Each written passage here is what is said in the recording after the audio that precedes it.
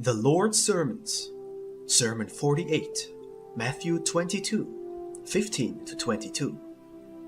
The Lord's attitude towards the authorities. Spiritualizing the material? Yes. Materializing the spiritual? No. Revealed to Gottfried Meyerhofer, April 29th, 1872. Spoken by Pascal.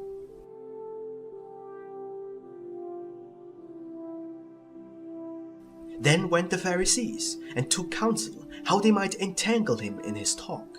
And they sent out unto him their disciples with the Herodians, saying, Master, we know that thou art true, and teachest the way of God in truth. Neither carest thou for any man, for thou regardest not the person of men. Tell us therefore, what thinkest thou? Is it lawful to give tribute unto Caesar, or not? But Jesus perceived their wickedness, and said, Why tempt ye me, ye hypocrites? Shew me the tribute money. And they brought unto him a penny, and he saith unto them, Whose is this image and superscription? They say unto him, Caesar's. Then saith he unto them, Render therefore unto Caesar the things which are Caesar's, and unto God the things that are God's. When they had heard these words, they marveled, and left him, and went their way. Thus says the Lord. This chapter contains a number of parables which I gave to the Pharisees and scribes in order to obviate all their objections in the best possible way. The above verses deal with one of those pitfalls the Pharisees used to set for me, hoping to be able to hand me over to the authorities if I gave an unwary answer. The Romans, as their rulers, were only concerned with their own supremacy in the land of the Jews, and were quite indifferent to the Jewish religion and its reformers, be they prophets or preachers, like my predecessor John, or the expected Messiah as represented by me. So long as any innovations concerned only the domain of religion and did not reach into the political field. Therefore, the Pharisees were anxious to find a question where, if answered conscientiously, I could not possibly evade politics. So the Pharisees sent their followers to me, together with some servants of Herod, with the ambiguous question, Is it lawful to give tribute unto Caesar or not? They had assumed that my answer would be that the offering to the temple came first, and the tribute to the emperor was an unjust burden forced upon them by the might of the sword. Through such an answer, they would have had the most conclusive evidence that I misled the people with bad interpretations, making them hostile to the government, and they believed thus to be able to involve me with the authorities. However, so that they would not appear responsible, and in case I denied the claim, they would have witnesses, they sent also servants of Herod along, who were to confirm the statement they expected to hear from me. I must admit that this question was insidious, since the Romans were not the lawful rulers, and only circumstance had forced them upon this land as its possessors. The Pharisees believed that I, as a native Jew, must despise the foreign rule and oppose it. But I, who searched into the human heart, was quite aware of the Pharisees' intentions, and gave them, with only a few words, an answer that made a further question on their part impossible. For the answer, Render unto Caesar the things that are Caesar's, and unto God the things that are God's, already contained the whole explanation, which only I, being the one who I was, could give, although this was not the answer they had expected.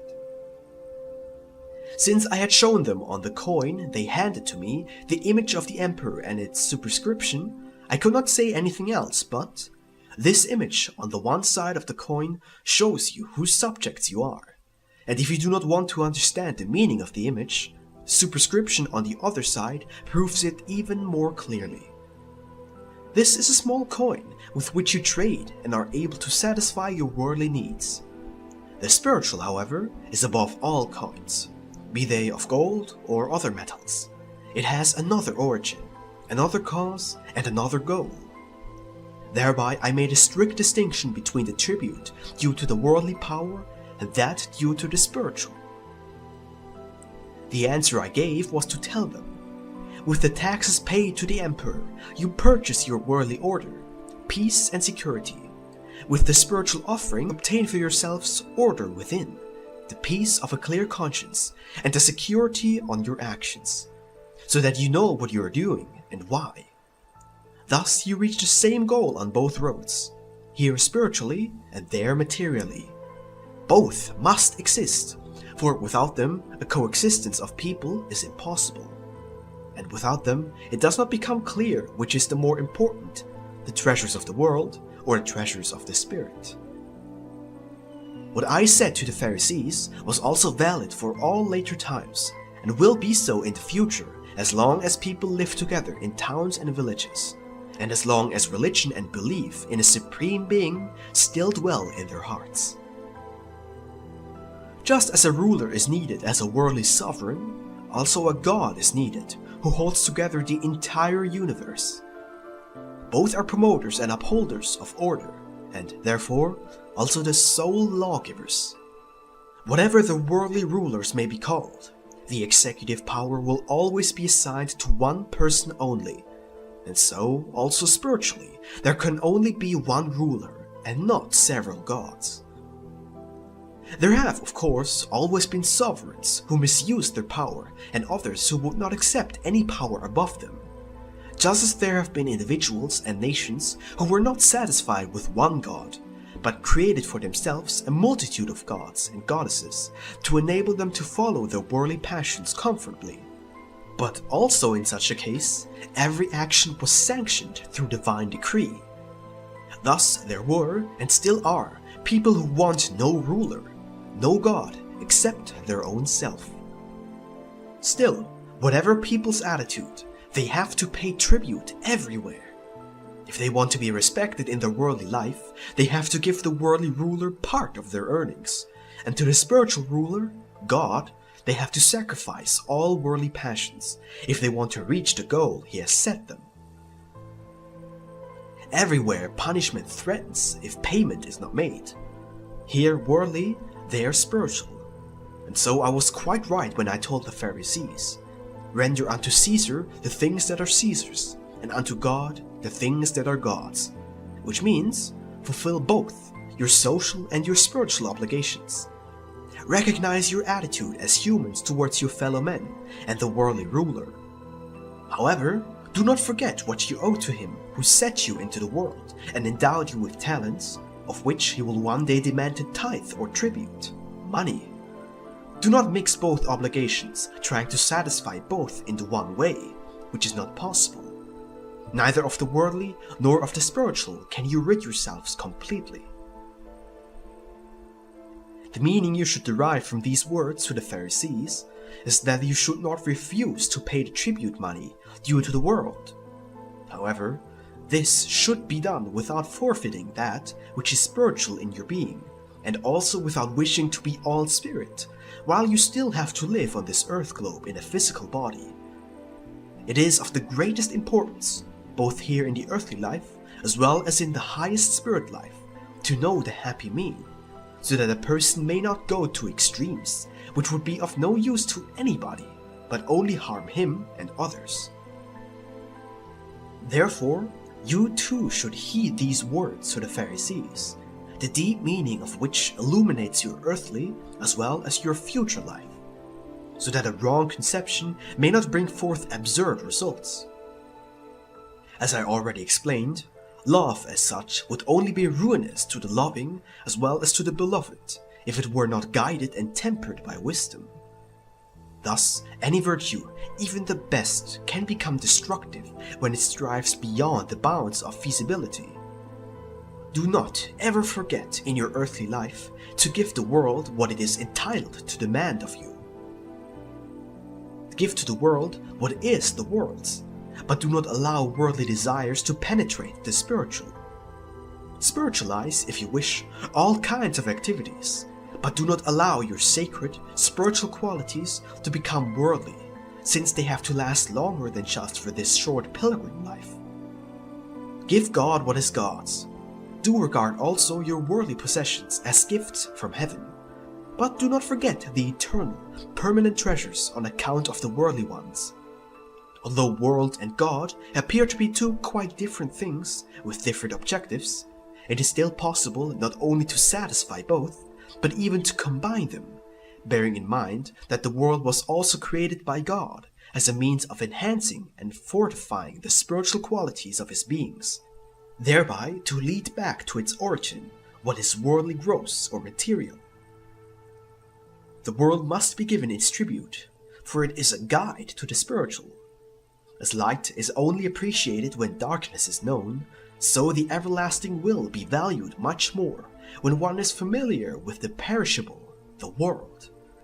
The tribute money you have to give the world consists in fighting its temptations, and besides, in the clear understanding of the real worth of its treasures, which can be used to advantage only if they can yield a spiritual product of love.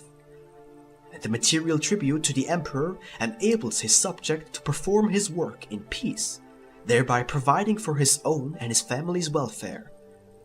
Thus, the judge looks after the common welfare and the citizen after his own. Therefore, temporal life is only the foundation for a higher structure, commenced on the rough stones of material reality, and to be completed in the ultimate spiritual light elements of another, higher world. In order to reach the higher life, the worldly tribute money must flow abundantly, so that it may achieve a lot of good and sublime spiritually. In this way, that which is the emperor's and that which is God's can be combined. This can only promote people's spiritual life, and it corresponds to the true purpose for which I set you into the world, equipped with so many diverse qualities, good and bad. Control the latter. They are meant to contribute towards strengthening the former, and will make you into my spiritual image. Do heed the lesson which I have given you in this gospel. There is a deep significance in it, from which the circumspect can gain rules for his whole life.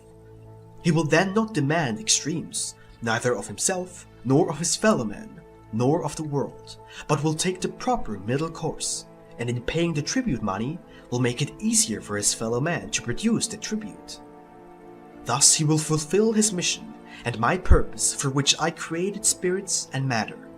The latter, being the binding agent for the former, shall and must in the end dissolve and reunite what I set separately into the vast expanses of creation. By taking the middle course, you too should strive to contribute towards spiritualizing the material, so as to justify my returning to the earth by your own and mankind's spiritualization. Then it will show what you have given to the emperor and what to God, and to what extent the proper measure and proper weight have prevailed. A union with me and my spirit world can only take place when you have become capable of apprehending even the least of my words in its true, profound spiritual meaning. To achieve this, I use every possible means of showing you what is the world's or the emperor's. However, I also keep reminding you of what is God's or mine, and how both, although separate, can be combined when proper understanding is followed by the right realization. Amen.